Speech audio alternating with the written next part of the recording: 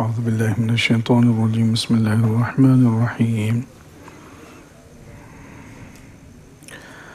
فوجد عبدا من عبادنا آتیناہ رحمة من عندنا وعلمناه من لدنا علما قال له موسى هل اتبعك على أن تعلمني مما علمت رشدا قال إنك لن تستطيع معي صبرا وكيف تصبر على ما لم تحط به خبرا قال ستجدني إن شاء الله صابرا ولا أعصي لك أمرا قال فإن اتبعتني فلا تسألني عن شيء حتى أحدث لك منه ذكرا.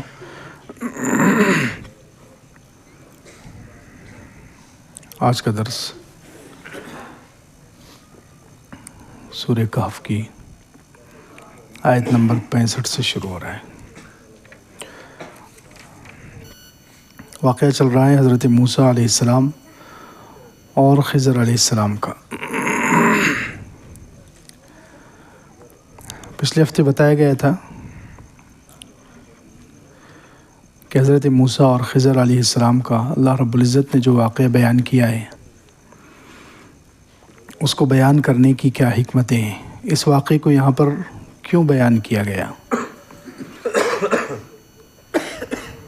اس کی 3 وجہ تو بیان کی گئی تھی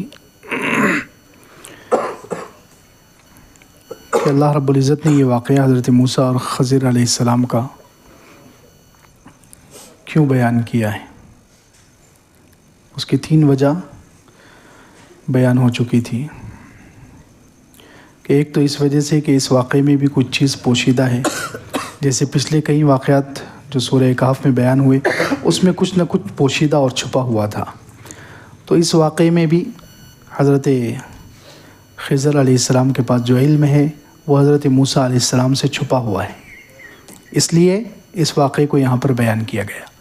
دوسرے یہ واقعہ یہاں پر اس لیے بیان کیا گیا مشرکین مکہ کو جواب دینے کے لیے. مشرکین مکہ نے تکبر کیا تھا اور یہ کہا تھا کہ ہم ان غریب مسلمانوں کے ساتھ بیٹھ کر علم حاصل نہیں کر سکتے، ہمارے لیے کوئی الگ مجلس ہونی چاہیے، ہمارے لیے کوئی الگ مجلس ہونی چاہیے. تو اللہ رب العزت نے ان کو جواب دینے کے لیے واقعہ بیان کیا کہ دیکھو علم حاصل کرنے میں اگر کسی کو تکبر کرنے کا حق ہے تو موسیٰ علیہ السلام کو حق تھا، کیونکہ موسیٰ علیہ السلام کے پاس پہلے سے ہی کتنا سارا علم ہے. پوری تورات اللہ کی طرف سے جو کتاب اتری ہوئی ہے اس کو سارا جانتے ہیں. وہ اللہ کے پاس سے ان کو کتنا بڑا شریعت کا علم دیا گیا. تو اگر علم سے رکاوٹ بننے میں تکبر کا کسی کو حق ہے تو موسیٰ علیہ السلام کو حق تھا، لیکن پھر بھی انہوں نے تکبر نہیں کیا. جیسے ہی معلوم ہوا کہ ایک شخص کے پاس مجھ سے زیادہ علم ہے، حالانکہ وہ موسیٰ علیہ السلام سے مقام میں چھوٹے ہیں، مقام اور مرتبے میں چھوٹے ہیں، لیکن حضرت موسیٰ علیہ السلام ان کے پاس گئے. تو مشرکین مکہ کو جواب دینے کے لیے یہ واقعہ اللہ رب العزت نے بیان کیا. تیسرے یہودیوں کو جواب دینے کے لیے کہ یہودیوں نے یہ سوال پوچھے تھے کہ روح کیا ہے اور غار والے کون ہیں اور ذوالقرنین کون ہیں. تو اللہ رب العزت نے ان کو جواب دینے کے لیے واقعہ بیان کیا کہ دیکھو ہر نبی کو ہر وقت ہر بات معلوم ہو یہ کوئی ضروری نہیں ہے. ہر نبی کو ساری ہی غیب کی اور چھپی ہوئی چیزیں معلوم ہوں یہ کوئی ضروری نہیں ہے. تمہارے نبی جو ہیں جن کو یہودی تم مانتے ہو حضرت موسیٰ علیہ السلام، ان کو بھی کچھ چیزیں نہیں معلوم تھی جو خضر علیہ السلام کو معلوم تھی. تو کیا وہ اس کی وجہ سے نبی نہیں رہے، نبوت سے باہر ہو گئے؟ نہیں. ایسے ہی اگر حضور صلی اللہ علیہ وسلم ان باتوں کا جواب نہ دیتے تب بھی وہ نبی ہی ہیں، کیونکہ نبیوں کو اللہ تعالیٰ جتنا علم دیتے ہیں نبی بتاتے ہیں، اور جو علم نہیں دیتے وہ نہیں بتا سکتے. تو یہودیوں کو جواب دینے کے لیے یہ واقعہ بیان کیا گیا. اس کی چوتھی حکمت جو کچھ مفسرین نے لکھی ہے کہ دجال کے زمانے سے آخری زمانے سے اس کا کیا تعلق ہے، آخری زمانے سے اس واقعے کا کیا تعلق ہے. تو اس کی وجہ علماء نے لکھی ہے کہ اس میں چونکہ اس واقعے میں حضرت موسیٰ علیہ السلام اور خضر علیہ السلام کا جو واقعہ ہے اس میں علم کی اہمیت بیان ہوئی ہے کہ حضرت موسیٰ علیہ السلام نے علم حاصل کرنے کے لیے اتنا لمبا سفر کیا، اور ہر فتنے سے بچنے کے لیے علم ضروری ہوتا ہے. ہر فتنے سے بچنے کے لیے علم ضروری ہے. آج کل جو لوگ شکیل بن حنیف مردود ملعون خبیث اس کا جو شکار ہو رہے ہیں، جو مسلمان اس کے بہکاوے میں آ رہے ہیں، وہ علم کی کمی کی وجہ سے، وہ قرآن و حدیث سے غلط دلیلیں دے رہا ہے، تو جو جاہل ہیں بیچارے وہ اس کی باتوں میں آ جاتے ہیں۔ تو علم کی کمی کی وجہ سے آدمی کسی بھی فتنے کا شکار ہوتا ہے۔ علم جتنا گہرا ہوگا آدمی فتنے سے بچے گا، علم جتنا گہرا ہوگا آدمی فتنے سے بچے گا۔ اور دجال کے سامنے بھی خاص طور سے ایک علم والے کا واقعہ خود حضور صلی اللہ علیہ وسلم نے صحیح حدیث میں بیان کیا کہ دجال جب مدینہ منورہ کے پاس جائے گا، اندر داخل نہیں ہو سکے گا، تو مدینہ منورہ سے ایک نوجوان نکلے گا جو دجال کے سامنے جائے گا، تو دجال اس کو کہے گا کہ مجھے رب مان لے، نہیں تو میں تجھے قتل کر دوں گا۔ وہ کہے گا نوجوان نہیں، تو دجال ہے، تو دجال ہے، میں تجھے رب نہیں مان سکتا۔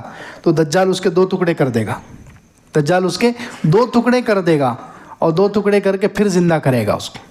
لیکن حدیث میں ہے کہ وہ ایک ہی مرتبہ زندہ کر سکے گا، اگر دوسری مرتبہ قتل کیا تو زندہ نہیں کر سکے گا۔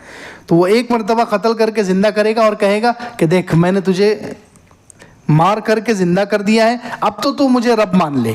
تو وہ کہے گا نہیں، اب تو مجھے پکا یقین ہو گیا کہ تو دجال ہے، کیونکہ اللہ کے رسول صلی اللہ علیہ وسلم نے پہلے سے بتایا تھا کہ مدینہ کے ایک نوجوان کے ساتھ یہ واقعہ پیش آئے گا اور دجال اس کے ساتھ ایسا کرے گا۔ دیکھو اس کو علم ہے، تو علم کی وجہ سے وہ دجال کے فتنے سے بچ جائے گا، علم کی وجہ سے وہ دجال جیسے خطرناک فتنے سے، جو جب سے دنیا پیدا ہوئی ہے قیامت تک سارے فتنوں میں سب سے بڑا فتنہ دجال کا ہے، اسی لیے سارے نبیوں نے اس سے ڈرایا، حدیث میں ہے سارے نبیوں نے اس فتنے سے ڈرایا ہے۔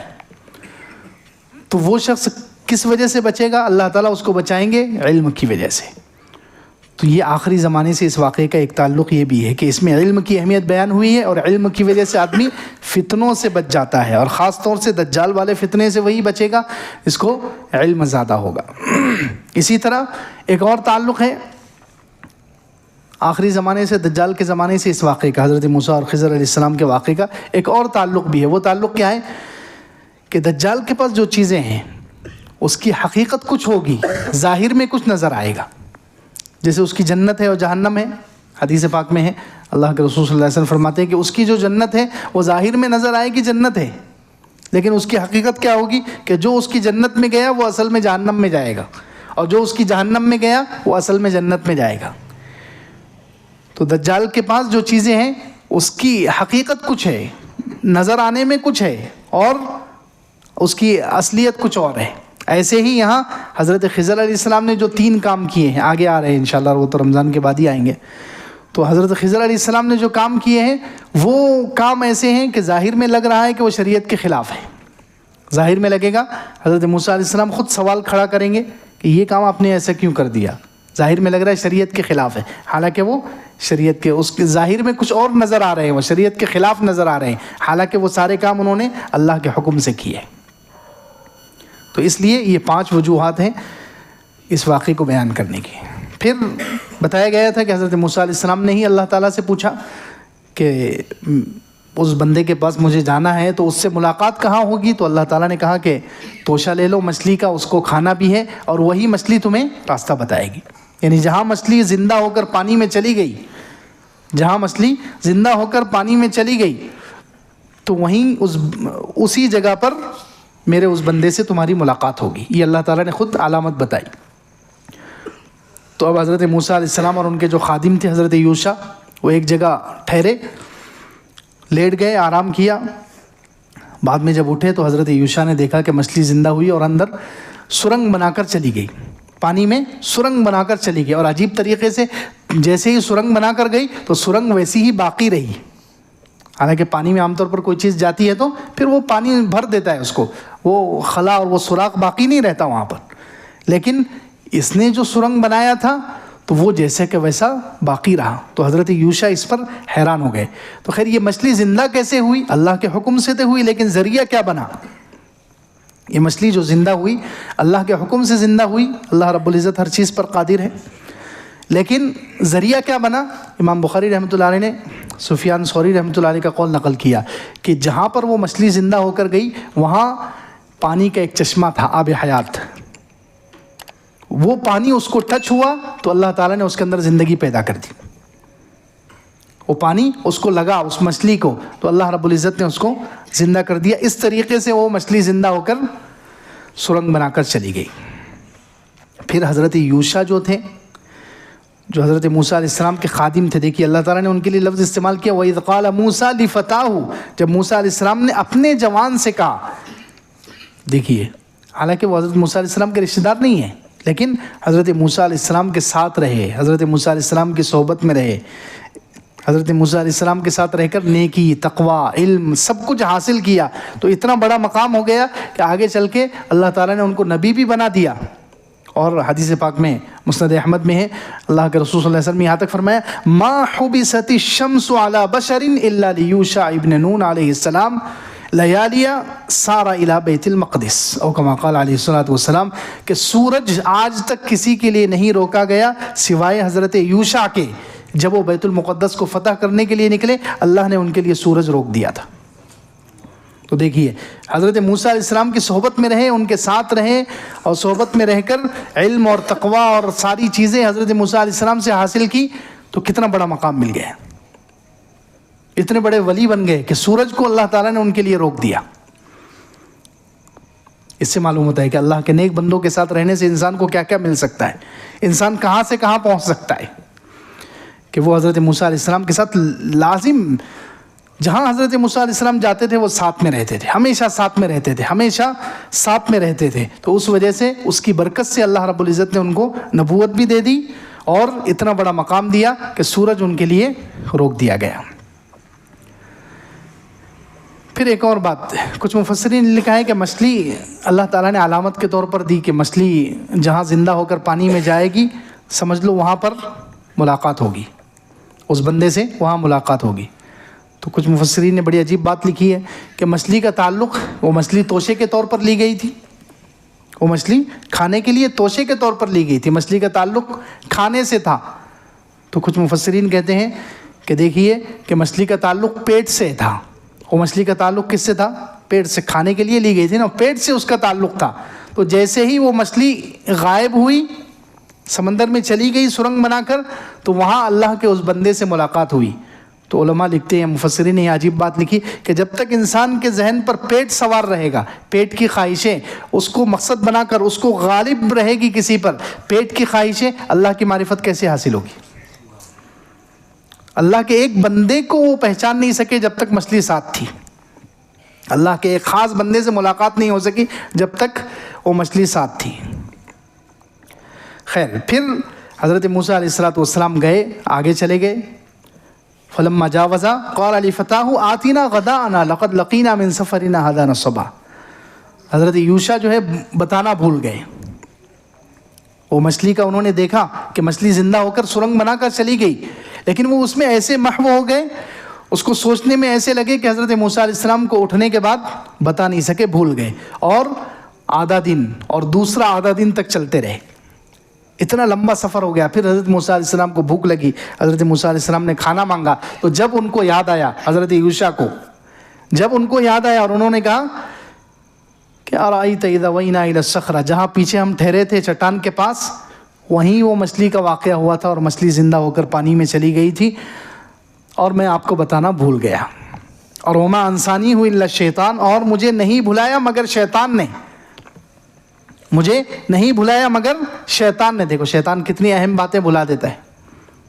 اسی لیے دیکھو یہاں مفسرین نے ایک اور بات لکھی ہے کہ شیطان کے بھلانے کا تذکرہ حضرت موسیٰ علیہ السلام کو بھی بھلا دیا. اس حضرت موسیٰ علیہ السلام اٹھنے کے بعد مچھلی کا پوچھنا بھول گئے اور حضرت یوشع بتانا بھول گئے کیا واقعہ پیش آیا. تو دونوں کو بھلا دیا، دونوں کو بھلا دیا. تو شیطان جو ہے بار بار بھلاتا ہے. اس لیے اللہ کے رسول صلی اللہ علیہ وسلم نے کہا ہے ہر ہفتے میں ہر جمعے کے دن ہر ہفتے سورہ کہف پڑھا کرو تاکہ تمہیں دجال آنے والا ہے یہ یاد رہے. کیونکہ شیطان کا کام بھلا دینا ہے. شیطان کا کام کیا ہے؟ بھلا دینا ہے. تو اس لیے ہر ہفتے کہا گیا ہے ہر جمعے کو اس کو پڑھو تاکہ اگلے جمعے تک تمہیں یاد رہے کہ دجال آنے والا ہے، اس سے تیاری کرنا ہے، اس سے بچنے کے لیے اپنے ایمان کی حفاظت کی تیاری کرنا ہے. اسی لیے کہا گیا ہے. شیطان بھلا دیتا ہے، شیطان اچھی چیزیں بھلائے. اس لیے بار بار علمی مجلسوں میں جاؤ، ایمانی مجلسوں میں جاؤ، قرآن کی تفسیروں میں، قرآنی مجلسوں میں بیٹھو. یہ بار بار یاد دلانا اسی لیے کہ شیطان اچھی چیزیں، اہم باتیں بھلا دیتا ہے. اہم باتیں بولا. ہم سوچتے ہیں کہ ہمیشہ ہی جاتے رہتے ہیں، اس مرتبہ نہیں گئے تو کیا ہوا.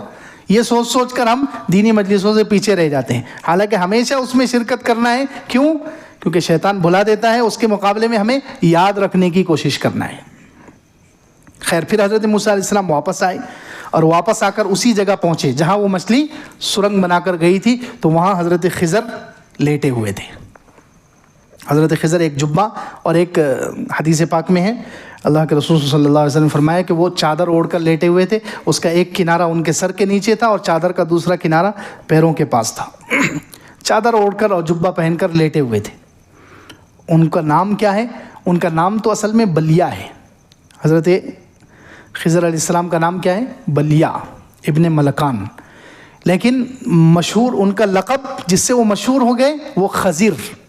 اصل عربی میں لفظ ہے خضر، اردو میں ہم لوگ خضر بولتے ہیں، عربی میں اصل لفظ ہے خضر. خضر ان کو کیوں کہا جاتا ہے؟ علامہ ابن حجر رحمۃ اللہ علیہ نے فتح الباری بخاری شریف کی شرح میں لکھا ہے کہ ان کو جو خضر کہا جاتا ہے اس کی وجہ یہ ہے لِأَنَّهُ إِذَا كَانَ صَلَّى أَخْضَرَ مَا حَوْلَهُ، کہ جب وہ کسی جگہ نماز پڑھتے تھے تو آس پاس پورا ہرا بھرا ہو جاتا تھا. جب وہ کسی جگہ نماز پڑھتے تھے تو آس پاس گھاس اگ جاتی تھی. اتنی اللہ تعالیٰ نے ان کے اندر برکت اور تاثیر رکھی تھی. یا ایک حدیث میں خود اللہ کے رسول صلی اللہ علیہ وسلم نے فرمایا کہ ان کا نام خضر کیوں پڑا؟ تو اللہ کے رسول صلی اللہ علیہ وسلم نے حدیث میں وجہ بتائی کہ ایک جگہ وہ بیٹھے، ایسی جگہ بیٹھے جہاں گھاس وغیرہ کچھ نہیں تھی، بنجر جگہ تھی، لیکن جیسے ہی وہ اس جگہ بیٹھ کر اٹھے وہاں پر گھاس اگائی، ہرا بھرا ماحول ہو گیا، تو اس لیے ان کا نام خضر پڑ گیا. تو حضرت موسیٰ علیہ السلام حضرت خضر کے پاس آئے اور ان کو سلام کیا. اب حضرت خضر جو تھے تعجب سے دیکھنے لگے، سلام کا جواب دیا وعلیکم السلام، ان کو تعجب سے دیکھا اور پوچھا انا بارضک السلام، اس زمین پہ کون سلام کرنے والا آ گیا؟ یعنی وہ علاقہ جو تھا وہ کافروں کا تھا، وہاں کوئی بھی مسلمان نہیں تھا سوائے حضرت خضر کے. تو اس لیے وہ تعجب میں پڑ گئے کہ اس علاقے میں سلام کرنے والے لوگ کہاں سے آ گئے. تو انہوں نے فوراً پوچھا کہ آپ کون ہیں؟ حضرت خضر نے پوچھا موسیٰ علیہ السلام سے آپ کون ہیں؟ تو موسیٰ علیہ السلام نے کہا موسیٰ، میں موسیٰ ہوں. تو انہوں نے کہا موسیٰ بنی اسرائیل، آپ بنی اسرائیل والے موسیٰ ہیں؟ آپ بنی اسرائیل والے موسیٰ ہیں؟ تو حضرت موسیٰ علیہ السلام نے فرمایا ہاں میں وہی موسیٰ ہوں. اب دیکھیے یہاں ایک بات عجیب ہے کہ حضرت خضر کے بارے میں آگے آئے گا کہ وہ کیسی کیسی چیزیں جانتے ہیں. اللہ تعالیٰ نے ان کو، جو نبیوں کو الگ الگ اللہ تعالیٰ نے علم دیا ہے.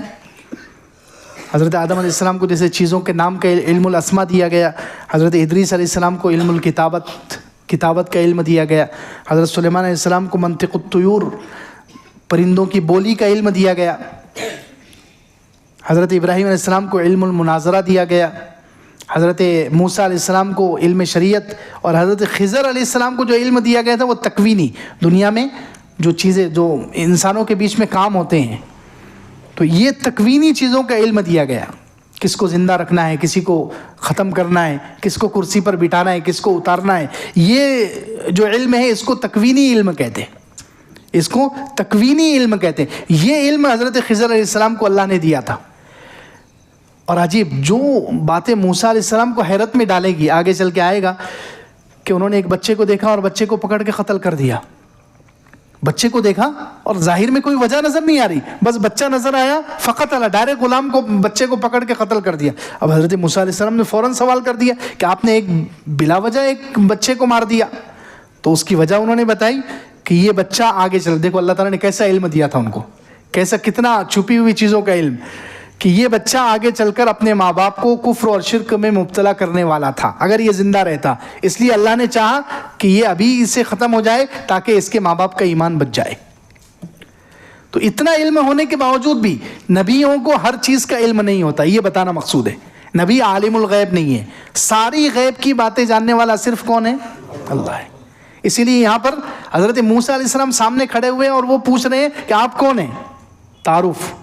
تو حضرت موسیٰ علیہ السلام نے کہا میں موسیٰ ہوں. تو کون سے موسیٰ؟ کہا موسیٰ بنی اسرائیل والا موسیٰ ہوں. تب جا کر ان کو اطمینان ہوا. اس سے معلوم ہوا کہ ساری غیب کی باتوں کا علم صرف کس کو ہے؟ اللہ کو ہے. ہاں نبیوں کو اللہ اتنا علم دیتے ہیں جتنا اللہ چاہتے ہیں، جہاں اللہ نہیں چاہتے نبیوں کو بھی بہت ساری باتوں کا علم نہیں ہو سکتا.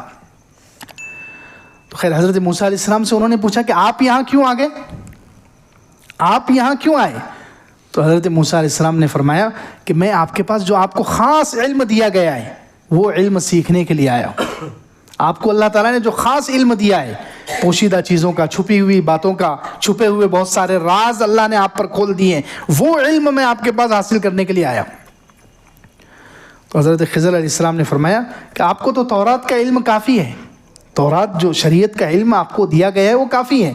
یا بعض روایتوں میں کہ حضرت خضر نے عجیب بات کہی کہ آپ کو اللہ نے جو علم دیا ہے وہ علم مجھے نہیں دیا، اور مجھے جو علم دیا ہے وہ آپ کو نہیں دیا، کہ اللہ کی حکمت ہے، یہ اللہ کی حکمت ہے کہ اللہ نے جو علم آپ کو دیا ہے وہ مجھے نہیں دیا، اور جو مجھے علم دیا ہے وہ آپ کو نہیں دیا، یہ اللہ کی حکمت ہے اس میں۔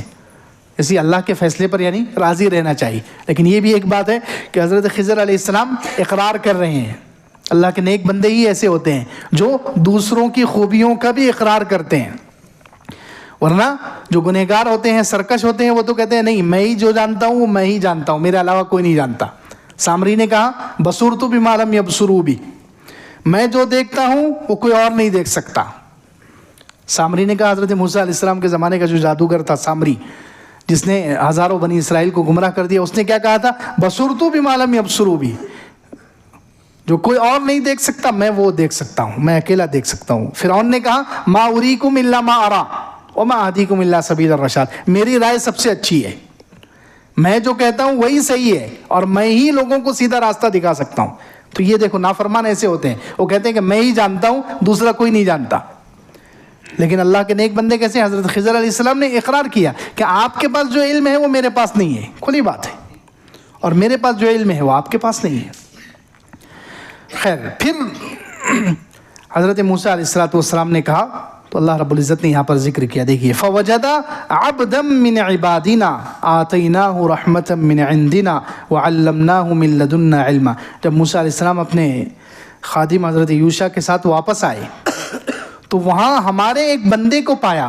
دیکھو اللہ رب العزت شرک کا کیسے توڑ کرتے ہیں کہ جہاں ایسا محسوس ہو کہ کوئی شخص شرک میں مبتلا ہو سکتا ہے، کیونکہ حضرت خضر کے بارے میں آگے آنے والا ہے کہ کیسے کیسے وہ عجیب عجیب کام کریں گے، وہ عجیب عجیب کام کریں گے، تو کسی کو یہ خیال نہ ہو کہ اللہ کے نبیوں کو اللہ کی طرح اختیار ہوتا ہے، کسی کے ذہن میں یہ بات نہ چلے جائے، کسی کے دل میں یہ بات نہ آ جائے۔ جیسے کچھ لوگوں کا عقیدہ ہے کہ حضور صلی اللہ علیہ وسلم اور سارے جو اللہ کے ولی ہے وہ مختار کل ہیں، یعنی سارے چیزوں کا اختیار ان کے ہاتھ میں اللہ تعالیٰ نے دے دیا ہے۔ ایسا نہیں ہے، اسی لیے اللہ رب العزت نے دیکھو کیا لفظ کا انتخاب کیا۔ حضرت خضر اتنے بڑے ولی ہیں اور ایسی ایسی راز کی باتوں کا علم ہے، لیکن پھر بھی اللہ کہہ رہے وہ ہمارے بندوں میں سے ایک بندہ ہی ہے، خدا نہیں ہے۔ دیکھیے کیسے شرک کا توڑ کر رہے ہیں، کسی کے ذہن میں یہ بات نہ آ جائے ان کے اس خطرناک علم کو دیکھ کر، ان کے اتنے زیادہ علم کو دیکھ کر کوئی شخص ان کو خدا نہ سمجھ بیٹھے، کوئی ان کو اللہ نہ سمجھ بیٹھے، کوئی ان کو یہ نہ سمجھ بیٹھے کہ ان کے ہاتھ میں سب کچھ ہے اور وہ سارے نفع اور نقصان کے مالک ہیں، ساری چیزوں کا اختیار رکھتے ہیں، کسی کے ذہن میں یہ خیال نہ آ جائے۔ اس لیے اللہ رب العزت نے کیسے توڑ کیا، فرمایا فَوَجَدَا عَبْدًا مِّنْ عِبَادِنَا، ان دونوں نے پایا ہمارے بندوں میں سے ایک بندے کو، آتَيْنَاهُ رَحْمَةً مِّنْ عِنْدِنَا، ہم نے اپنے پاس سے اس کو رحمت دی تھی، اللہ اکبر، وَعَلَّمْنَاهُ مِن لَّدُنَّا عِلْمًا، اور ہم نے ان کو اپنے پاس سے علم عطا کیا تھا۔ اب پہلی بات تو یہ ہے کہ حضرت خضر کے بارے میں اختلاف ہے کہ وہ نبی ہے یا ولی ہے، اس میں علماء کا اختلاف ہے کہ وہ نبی ہے یا ولی ہے۔ اکثر جمہور علماء کی رائے یہ ہے کہ وہ نبی ہے، قرآن کے الفاظ بھی یہی بتا رہے ہیں، قرآن کے 2-3 الفاظ ایسے ہیں جس سے یہ سمجھ میں آ رہا ہے کہ یہ نبی ہے۔ جیسے اللہ تعالیٰ نے یہاں پر فرمایا آتیناہ رحمۃ من عندنا، ہم نے اپنے پاس سے ان کو رحمت دی تھی۔ یہ لفظ رحمت کا نبیوں کے نبوت دینے کے لیے بھی استعمال ہوتا ہے، رحمت کا لفظ نبوت دینے کے لیے بھی استعمال ہوتا ہے۔ جیسے 25ویں پارے میں سورہ زخرف میں اللہ تعالیٰ نے فرمایا اہم یقسمون رحمت ربک، مشرکین مکہ نے اعتراض کیا تھا کہ محمد صلی اللہ علیہ وسلم غریب ہیں، محمد صلی اللہ علیہ وسلم غریب ہیں، ان کو نبوت کیسے مل گئی؟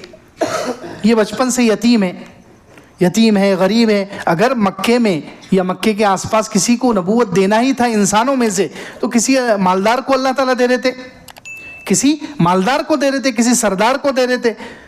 تو اللہ رب العزت نے اس کے جواب میں فرمایا اہم یقسمون رحمت ربک، کیا یہ لوگ اب اپنے رب کی رحمت یعنی نبوت کو تقسیم کریں گے؟ تو وہاں رحمت سے مراد مفسرین کہتے ہیں نبوت ہے. رحمت سے مراد کیا ہے؟ نبوت. تو یہاں بھی اللہ تعالیٰ نے آتیناہ رحمتا من عندنا، اس بندے کو ہم نے اپنے پاس سے رحمت دی تھی. تو رحمت سے مراد نبوت، اس سے سمجھ میں آ رہا ہے کہ وہ نبی ہے. اسی طرح اگلا ایک لفظ ہے وعلمناہ من لدنا علما، اور ہم نے ان کو اپنے پاس سے علم دیا تھا. یہ نبیوں کو ہی اللہ تعالیٰ اپنے پاس سے ڈائریکٹ علم دیتے ہیں، ورنہ جو ولی ہوتا ہے وہ دنیا میں کسی نہ کسی سے علم حاصل کرتا ہے. ٹھیک ہے، کچھ باتوں کا علم اللہ تعالیٰ دل میں ڈال سکتے ہیں، ولیوں کو الہام ہوتا ہے، اللہ تعالیٰ ان کے دل میں کچھ باتیں ڈال، لیکن سارا علم ولیوں کو اللہ کے پاس سے آ جائے ایسا نہیں ہوتا. نبیوں کو سارا علم اللہ کے پاس سے آتا ہے. تو یہ جو لفظ ہے وَعَلَّمْنَاهُ مِن لَدُنَّا عِلْمًا، ہم نے ان کو اپنے پاس سے علم عطا فرمایا تھا، یہ لفظ اشارہ کر رہا ہے کہ یہ نبی ہے. اسی طرح آگے آئے گا کہ انہوں نے یہ 3 کام کیے جو حضرت موسیٰ علیہ السلام کو لگا کہ یہ شریعت کے خلاف ہے. حضرت موسیٰ علیہ السلام کو لگا کہ یہ شریعت کے خلاف ہے، لیکن انہوں نے اس کی وجہ بتائی. پھر یہ شریعت کے خلاف نہیں ہے، یہ جو کچھ میں نے کیا ہے وما فعلته عن امری، میں نے اپنے حکم سے اپنی طرف سے نہیں کیا، بلکہ یہ سب اللہ کے حکم سے کیا ہے. اب بتائیے، اللہ کے حکم سے وہی کر سکتا ہے جس پر جو نبی ہو، اللہ کی طرف سے وحی آتی ہو. جس کے پاس وحی نہیں آتی تو وہ کیسے ایسے کام کر سکتا ہے؟ اس لیے یہ 3 لفظ تو یہی بتا رہے ہیں کہ یہ حضرت خضر علیہ السلام نبی ہیں. خیر، اللہ رب العزت نے کیا فرمایا؟ یہاں معلم کی صفات بیان کی گئی ہے. سبحان اللہ. اس آیت میں معلم جو کسی کو علم سکھانے والا ہو، استاذ ہو، اس کے اندر 3 چیزیں ہونی چاہیے. کتنی چیزیں ہونی چاہیے؟ 3 چیزیں ہونی چاہیے. فوجدا عبدا من عبادنا، کہ ان دونوں نے پایا ہمارے بندوں میں سے ایک بندے کو. تو معلم جو پڑھانے والا ہے، جو استاد ہے، اس کے اندر ایک تو عبودیت ہو، یعنی علم پر عمل ہو، علم پر عمل ہو، اس کے اندر عبودیت. عبودیت کہتے ہیں بندگی، اللہ کی ہر بات ماننا. تو وہ اللہ کے احکامات پر عمل کرے، پوری شریعت پر عمل کرے، اس کے اندر عمل ہو، اس کے اندر عاجزی ہو، اللہ سے تعلق ہو. یہ پہلی چیز ہے کہ جو سکھانے والا استاذ ہو اس کے اندر سب سے پہلے عبودیت، بندگی، عمل، عاجزی، یہ چیزیں ہونی چاہیے. یہ نہیں ہے تو علم کا کوئی فائدہ نہیں ہے. علم کے ساتھ عمل نہیں ہے، بندگی نہیں ہے، عاجزی نہیں ہے، اللہ سے تعلق نہیں ہے، تو پھر ایسے پڑھانے کا فائدہ نہیں ہے. تو سب سے پہلی چیز دیکھو، علم سے پہلے یہ چیز بیان کی گئی کہ پڑھانے والا کیسا ہو، اس کے اندر عبودیت ہو، بندگی یعنی عمل ہو، اس کے اندر عاجزی ہو، اللہ سے تعلق ہو. دوسری چیز آتیناہ رحمتا من عندنا، ہم نے اپنے پاس سے ان کو رحمت دی تھی. کہ معلم جو پڑھانے والا ہے اس کے اندر رحمت ہو، نرمی ہو، اس کے اندر رحمت ہو، نرمی، ان کو اپنے پاس سے رحمت. لیکن یہ بات بھی یاد رکھیں کہ حضرت خضر علیہ السلام کے لیے اللہ تعالیٰ نے بولا تو ہے کہ ہم نے ان کو رحمت دی تھی، لیکن کام تینوں ایسے کیے ہیں انہوں نے جو غصے والے نظر آ رہے ہیں. کشتی توڑ دی، بچے کو قتل کر دیا. تو کیا اشارہ ملا کہ ظاہر میں کچھ لوگ ایسے لگتے ہیں کہ وہ سخت ہیں، لیکن کم سے کم اندر سے رحم دل ہونا چاہیے. ظاہر میں کچھ لوگ لگتے ہیں، ظاہر میں کچھ معلم، کچھ استاد ایسے ہیں، ظاہر میں لگتا ہے کہ سخت ہیں، لیکن اندر سے کم رحمت ہونا چاہیے. یہ ضروری نہیں ہے کہ اندر سے بھی رحمت ہو، باہر سے بھی رحمت ہو. کبھی کبھی کسی کو سکھانے کے لیے، تربیت کے لیے اوپر سے سخت بننا پڑتا ہے.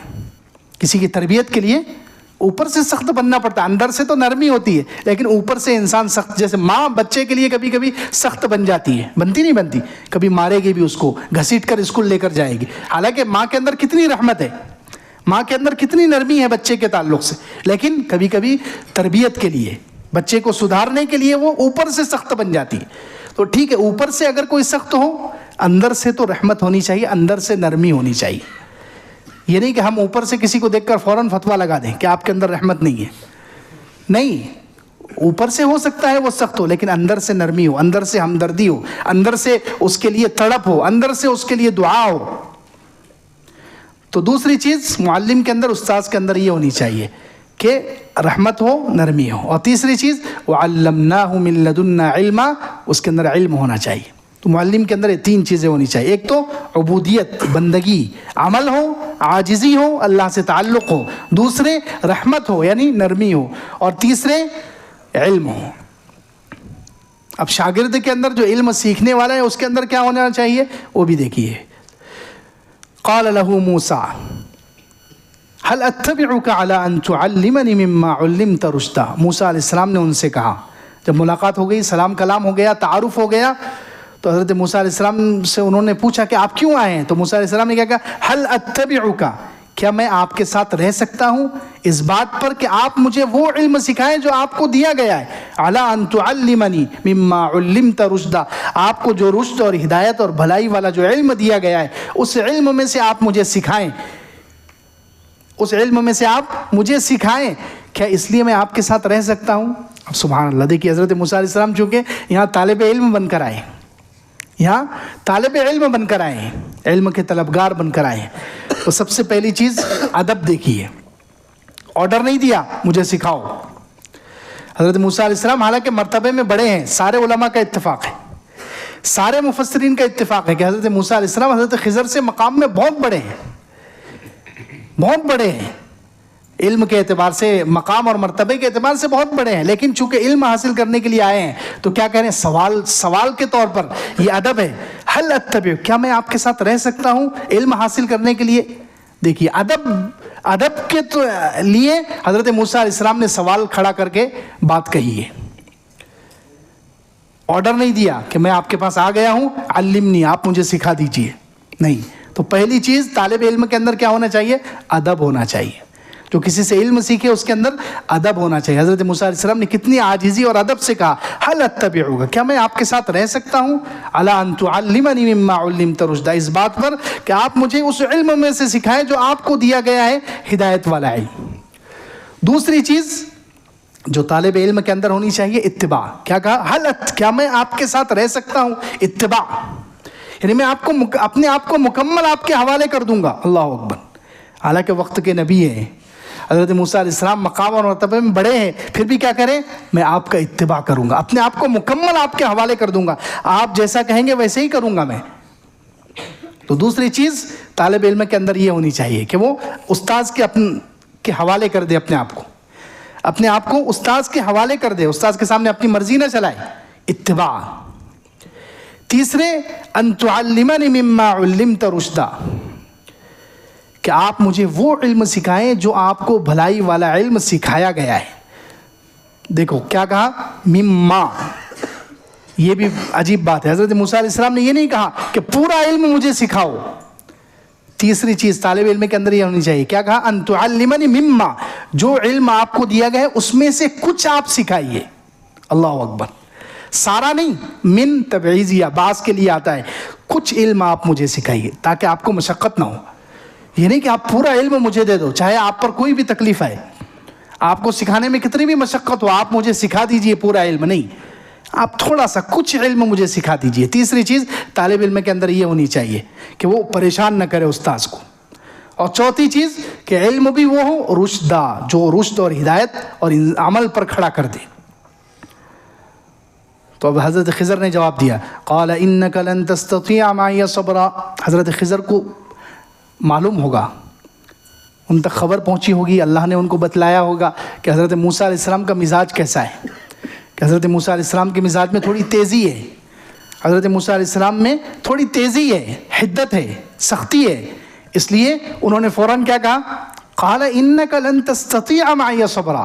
अल्लाह, उनका भी देखिए, वो भी हालांकि हज़रत मूसा अलैहिस्सलाम शागिर्द बनकर आए हैं, लेकिन उनको भी लिहाज है कि ये बड़े आदमी हैं, ये बड़े मकाम वाले नबी हैं, नहीं मेरे पास आए हैं, तो इसका मतलब ये नहीं कि मैं कुछ भी कहूँ। देखिए कितने अदब से उन्होंने कहा, इन्नका लन तस्ततिअ मइय सबरा, आप मेरे साथ हरगिज़ सब्र नहीं कर सकते। उनको मालूम था मूसा अलैहिस्सलाम है ये, एक तो वक्त के नबी हैं और इनके मिजाज में तेज़ी है, मिजाज में तेज़ी है, तो ये कोई भी शरीयत के खिलाफ बात देखेंगे फ़ौरन सवाल करेंगे, कोई भी ऐसा अमल देखेंगे जो नामुनासिब हो फ़ौरन सवाल करेंगे। तो इसलिए क्या कहा, देखिए ये नहीं कहा कि आप सब्र नहीं कर सकते, मैं कुछ ऐसे काम करूंगा कि आपके अंदर सब्र की ताकत ही नहीं होगी। अल्लाह अकबर। अदब का ख्याल रखा उनके, हज़रत मूसा अलैहिस्सलाम के अदब का ख्याल रखा। ये नहीं कहा इन्नका लन तस्बिर, आप सब्र नहीं कर सकोगे। हज़रत मूसा अलैहिस्सलाम के अंदर तो सब्र तो है ही, सारे नबियों के अंदर सब्र होता ही है, لیکن کیا کہا؟ لن تستطیع معی صبرا، آپ میرے ساتھ رہ کر صبر کی طاقت ہی نہیں پائیں گے. آپ کا صبر جواب دے جائے گا، اس لیے آپ سوال کریں گے، آپ اس میں مجبور ہوں گے. اللہ اکبر. ان کے مقام اور مرتبے کا لحاظ کیا حضرت خضر نے بھی. ڈائریکٹ یہ نہیں کہا کہ آپ بے صبرے ہیں، نعوذ باللہ، یا آپ کے اندر صبر نہیں ہے. نہیں، آپ جب میرے کاموں کو دیکھیں گے تو آپ صبر کی استطاعت ہی نہیں رکھیں گے، آپ کو بولنا ہی پڑے گا کیونکہ وہ آپ کی شریعت کے خلاف ہوگا، تو اس لیے آپ بولیں گے. تو اس لیے کہا لن تستطیع معی صبرا، آپ ہرگز میرے ساتھ رہ کر صبر کی طاقت نہیں پائیں گے. وَكَيْفَ تَصْبِرُ عَلَى مَا لَمْ تُحِطْ بِهِ خُبْرًا. دیکھیے، اور پھر خود ہی جواب دیا اپنی بات کا حضرت خضر نے کہ کیسے آپ صبر کر سکتے ہیں اس بات پر جس کا آپ کو علم نہیں دیا گیا. مجھے تو علم ہے کہ میں یہ بچے کو بلا وجہ قتل کر رہا ہوں، لیکن اللہ نے مجھے پہلے سے بتا دیا کہ یہ بچہ آگے چل کر ماں باپ کے لیے فتنہ بننے والا ہے، اس لیے میں قتل کر رہا ہوں. لیکن آپ کو چونکہ وجہ نہیں معلوم، اس لیے آپ سوال کریں گے. کیسے آپ صبر کر سکتے ہیں؟ علی ما لم تحط به خبرا، اس چیز پر جس کا علم ہی نہیں دیا گیا. تو حضرت موسیٰ علیہ السلام نے بھی کہا قال ستجدنی ان شاء اللہ صابرا ولا اعصی لک امرا. عن قریب آپ انشاءاللہ مجھے صبر کرنے والا پائیں گے. کیا عاجزی ہے، سبحان اللہ. انبیاء علیہ السلام کے اندر کتنی عاجزی ہوتی ہے. یہ نہیں کہہ رہے میں صبر کر لوں گا، ہم ہوتے ہیں میں صبر کر سکتا ہوں، میں صبر کر لوں گا. نہیں، ان قریب آپ انشاءاللہ، اگر اللہ نے چاہا تو آپ مجھے صبر کرنے والا پائیں گے. ولا اعصی لک امرا، اور میں آپ کی بات کی مخالفت نہیں کروں گا. قال فإن اتبعتنی فلا تسألنی عن شیء حتى احدث لک منہ ذکرا. اب حضرت خضر نے بھی شرط لگا دی. استاذ جب طالب علم پڑھنے کے لیے آئے تو کچھ شرائط رکھ سکتا ہے. جیسے مدرسوں میں جاتے ہیں یا کہیں بھی ایڈمیشن کے لیے جاتے ہیں تو فارم دیتے ہیں نا، اس کے اوپر شرطیں لکھی ہوتی ہے کہ آپ کو ہمارے اسکول میں پڑھنا ہے، کالج میں پڑھنا ہے یا مدرسے میں پڑھنا ہے تو ان شرائط کو ماننا پڑے گا، فالو کرنا پڑے گا. تو حضرت خضر نے بھی ایک شرط دے دی کہ اگر آپ کو رہنا ہے فَإِنِ اتَّبَعْتَنِي فَلَا تَسْأَلْنِي عَنْ شَيْءٍ، اگر آپ میرے ساتھ رہنا چاہتے ہیں تو آپ کسی چیز کے بارے میں مجھ سے سوال نہیں کریں گے حَتَّى أُحْدِثَ لَكَ مِنْهُ ذِكْرًا، یہاں تک کہ میں خود ہی آپ سے اس کی وجہ بیان کر دوں. میں جب تک خود ہی وجہ بیان نہیں کروں گا آپ سوال نہیں کریں گے، میرے کاموں پر آپ سوال نہیں اٹھائیں گے. یہ شرط رکھی. حضرت موسیٰ علیہ السلام تیار ہو گئے. تو پھر یہ قافلہ آگے چلا ہے یہاں سے انشاءاللہ بعد.